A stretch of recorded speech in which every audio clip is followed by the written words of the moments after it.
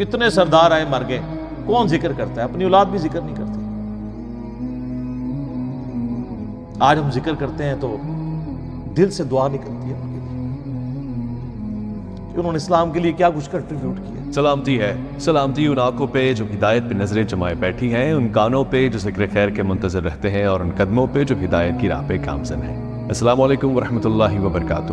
یہ وہ آیت ہے سورہ البقرہ کی 89 نمبر آیت جو اکثر ہمارے بریلوی بھائی پیش کرتے ہیں کہ قرآن میں آیا کہ یہودی بھی نبی کے وسیلے سے دعا کیا کرتے تھے، تو وسیلہ جائز ہوتا ہے۔ ایک گل ہی کچھ اور سی، ٹھیک ہے، وہ مستقل علاقے میں موجود ہے کہ وہ یہ دعا کرتے تھے اللہ اس نبی کو جلدی جلدی بھیج تاکہ ہم اس کے ساتھ۔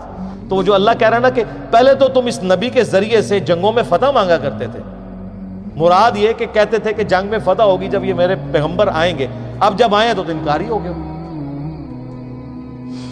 وسیلہ اور توسل پہ میرا مسئلہ 43 دیکھ لیں، اس میں میں نے اس آیت کو کوٹ کیا تھا، اور آپ دیکھیں جو ہدایت یہود و نصارہ کے پاس ریٹن فارم میں تھی انہوں نے انکار کیا، ان کو فائدہ نہیں ہوا، اور جن کے لیے نہیں تھی انہوں نے یہودیوں سے سن کے قبول کر لیا، دنیا کے امام بن گئے۔ اوس اور خزرج، اوس اور خزرج جنگجو تھے عرب کے، مشرکین عرب کے قبائل، جب بھی یہودیوں سے لڑتے تھے، یہودی چونکہ دنیا دار، دنیا پرست، بزدل، ہمیشہ ہی جنگ میں مار کھاتے تھے، تو یہ کہتے تھے بچو جی اب تو مار رہے ہو نا، جب وہ آخری نبی آئیں گے نا ہم ان کے ساتھ مل کے پوری دنیا پہ غلبہ کر لیں گے۔ تو یہ اوس اور خزرج کے کان پک چکے تھے یہ بات سن سن کے، اور وہ ڈرتے تھے کہ یار ان کا مسیحا کب آئے گا وہ منجی اور ہادی بن کے، یعنی محمد رسول اللہ صلی اللہ علیہ وسلم۔ جب وہ آئے تو یہ تو اپنے بابوں کے پیچھے لگ گئے علماء یہود کے۔ اوس اور خزرج نے یہودیوں سے پہلے ہی انہوں نے کہا یار یہ وہی پیغمبر نہ ہو، حج پہ آئے ہوئے تھے، وہاں دیکھا حضور علیہ السلام خیموں میں دعوت دے رہے ہیں، انہوں نے کہا اس سے پہلے کہ یہودی ایمان لے کر ہیں تم ہی ایمان لے کے ان کو اپنا لیڈر بنا لو، اور سر پھر اللہ نے دنیا کے امام ان کو بنا دیا۔ اسی لیے ہم کہتے ہیں کہ یہ ضروری نہیں ہوتا کہ آپ محنت جس جگہ کر رہے ہیں وہیں پہ رزلٹ نکلے، رزلٹ کہیں اور نکل سکتا ہے۔ مودودی صاحب کی پوری محنت سب کانٹیننٹ میں ہے، رزلٹ نکل رہا ہے الجزائر کے اندر، مصر کے اندر، افریقہ کے اندر، وہاں ان کو ایز اے ٹیکسٹ بک۔ اور آج جو مسلمانوں کا سب سے پاپولر لیڈر ہے طیب اردگان، وہ کہتے ہیں میرا روحانی مرشد جو ہے مودودی ہے۔ تو سر رزلٹ کہیں اور نکلے گا، وہ اللہ کو پتہ رزلٹ کہاں نکالنا ہے، جو قبول کر لے گا، ورنہ چچا ہوگا ابو لہب ہوگا۔ اور بلال حبشہ سے آیا ہوا ہے جس کے بارے میں بخاری میں آتا ہے سیدنا بلال، سیدنا عمر کہتے تھے ابو بکر ہمارے سید ہیں جس نے ہمارے سید بلال کو آزاد کروایا، رضی اللہ عنہم اجمعین وعلیہم السلام اجمعین۔ تو جو محنت کرے گا میرے بھائی اس کو ہی رزلٹ ملے گا۔ میرے خیال ہے اسی آیت کے اوپر ہم کنکلوڈ کرتے ہیں، اگلی دفعہ انشاءاللہ یہیں سے اس کو آگے لے کے چلیں گے کہ اللہ تعالیٰ نے وہ ہدایت جو یہودیوں کے لیے ڈائریکٹلی ہدایت کا سبب تھی، انڈائریکٹلی وہ ان کے لیے جو اوس اور خزرج تھے مشرکین عرب کے قبائل ان کے لیے بنا دی۔ تو آپ دیکھ لیں سر پھر وہ کیسے اوپر گئے ہیں، نبی علیہ السلام کا کیسا انہوں نے ساتھ دیا ہے۔ مہاجرین تو میرے بھائی 125 تھے، باقی تو سارے انصار مدینہ تھے۔ انصار مدینہ اوس اور خزرج تھے، اوس کے سردار تھے سیدنا سعد ابن معاذ، اور خزرج کے سیدنا سعد ابن عبادہ رضی اللہ عنہما وعلیہم السلام۔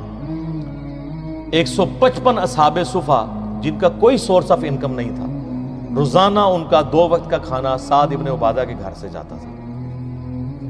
پوری امت پہ احسان ہے ان کا۔ سعد ابن معاذ سب سے وہ جس کو کہتے ہیں نا تیز مزاج کے اور جنگجو آدمی تھے، اور انہی کی محنتوں سے اللہ تعالیٰ نے مسلمانوں کو فتح دی۔ بدر کے اندر، احد کے اندر، خندق پہ ان کو آپ کو پتہ تیر لگا، بخاری مسلم میں آتا ہے۔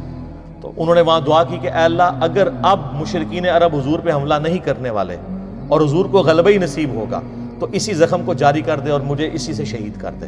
اور بخاری مسلم میں آتا ہے کہ وہ ایک چھوٹا سا زخم تھا، وہ جاری ہوا، رگ ان کی اتنا خون نکل گیا کہ وہ پھر شہید ہو گئے، کیونکہ اس وقت میں نبی علیہ السلام نے فرما دیا تھا کہ اب تم مشرکین عرب پہ حملہ کرو گے۔ خندق کے بعد ان کی کمر ٹوٹ چکی ہے، اور یہی دیکھیں صلح حدیبیہ ہوئی اس کے بعد، اور اس کے بعد پھر فتح مکہ ہو گئی۔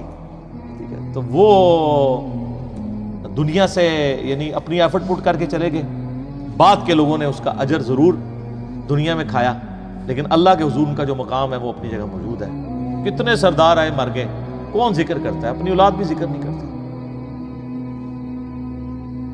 آج ہم ذکر کرتے ہیں تو دل سے دعا نکلتی ہے کہ انہوں نے اسلام کے لیے کیا کچھ کنٹریبیوٹ کیا.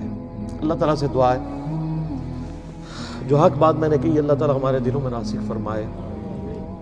اگر جذبات میں میرے منہ سے کوئی غلط بات نکل گئی اللہ تعالیٰ ہمیں معاف کر دے, ہمارے دلوں سے بھی محو کر دے اسے. ہمیں کتاب و سنت کی تعلیمات پر عمل کر کے دوسرے بھائیوں تک پہنچانے کی توفیق عطا فرمائے. اللہم صلی علی محمد وعلی آل محمد کما صلیت علی ابراہیم وعلی آل ابراہیم انک حمید مجید. اللہم بارک علی محمد وعلی آل محمد کما بارکت علی ابراہیم وعلی آل ابراہیم انک حمید مجید. سبحانک اللہم وبحمدک اشہد ان لا الہ الا انت استغفرک واتوب الیک وما علینا الا البلاغ المبین. جزاکم اللہ خیرا واحسن الجزاء.